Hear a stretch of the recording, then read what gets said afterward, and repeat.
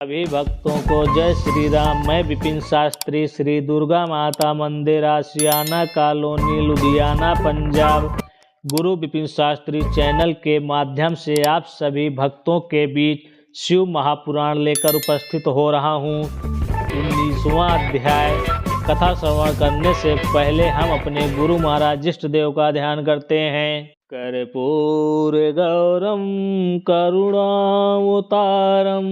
संसार सारम भुजगेन्द्रहारम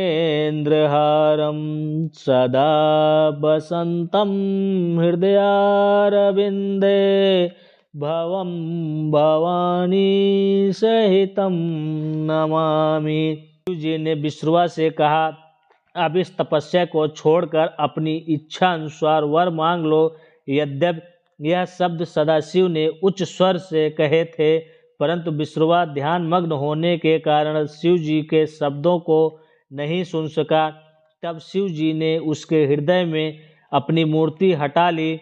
दिक्पति ने उस समय आश्चर्यचकित होकर जब अपने नेत्र खोले तो देखा कि शिव जी अपने पूर्व रूप से, जैसा कि वह सुन चुका था, सम्मुख खड़े हुए हैं। उसके वामांग में पार्वती खड़ी थी। यह देखकर वह अत्यंत प्रसन्न हुआ, परंतु अत्यंत प्रकाशवान तेज को देखने की शक्ति न होने के कारण उसने अपने नेत्र बंद कर लिए। फिर इस प्रकार कहा, हे नाथ, मुझे आप अपने चरण दिखा दीजिए तथा ऐसी शक्ति दीजिए जिससे मैं आपके दर्शन कर सकूं। मैं इसके अतिरिक्त और कुछ नहीं चाहता, क्योंकि संसार में इससे अधिक और कोई पदार्थ नहीं है। दिक्पति यह कहकर चुप हो गया।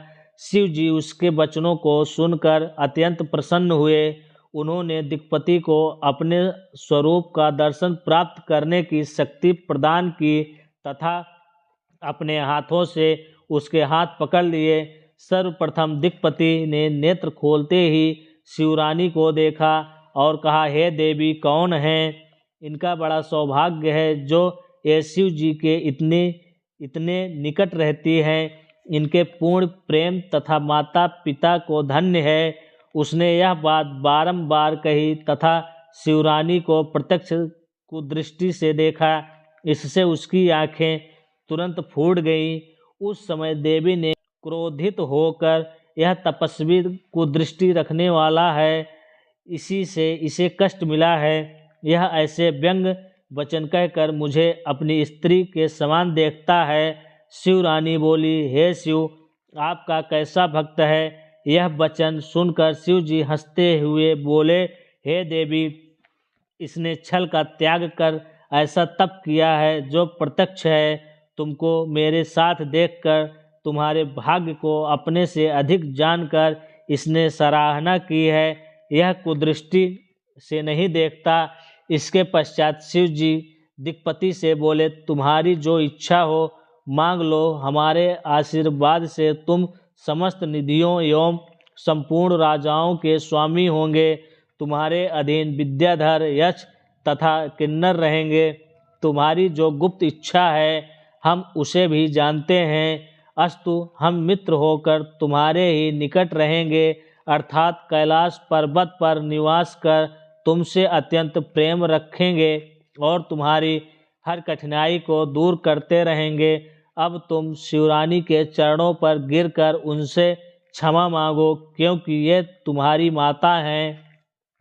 इस प्रकार ये प्रसन्न होकर अपना क्रोध शांत कर लेंगी। शिव जी की आज्ञा सुनकर विश्रवा शिवरानी के चरणों पर गिर पड़ा। तब शिव जी शिवरानी से बोले, हे देवी, यह तुम्हारा परम भक्त है।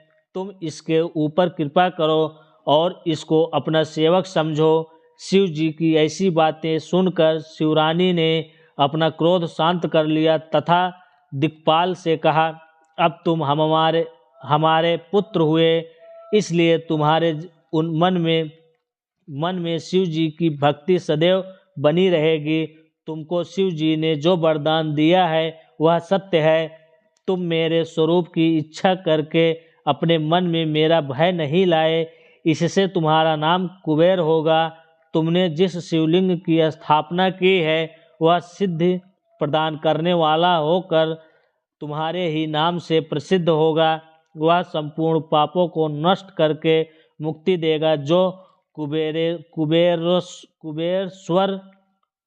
कुबेरेश्वर महादेव के दर्शन करेगा, वह थोड़ी सी भक्ति में भी तपस्या का फल प्राप्त कर लेगा। यह कुबेरेश्वर महादेव विश्वेश्वर के दाहिने ओर हैं, जिनकी पूजा करके लोग अत्यंत आनंद प्राप्त करते हैं। शिव और शिवरानी दिक्पति को यह वर देकर तथा यह कहकर कि हमारे आने की प्रतीक्षा करना, अंतर्ध्यान हो गए। दिक्पति भी अपने घर को लौट आया। शिव जी की कृपा से उसने बहुत धन प्राप्त किया। फिर वह अलकापुरी का राजा होकर तथा शिवमित्र उपनाम पाकर शिव का कोषाध्यक्ष हुआ।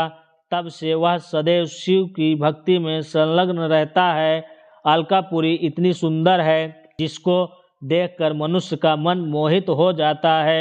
हे नारद, मैंने तुम्हें यह विश्रवा की कथा कह सुनाई है कि इसने किस प्रकार शिव जी से वरदान प्राप्त किया।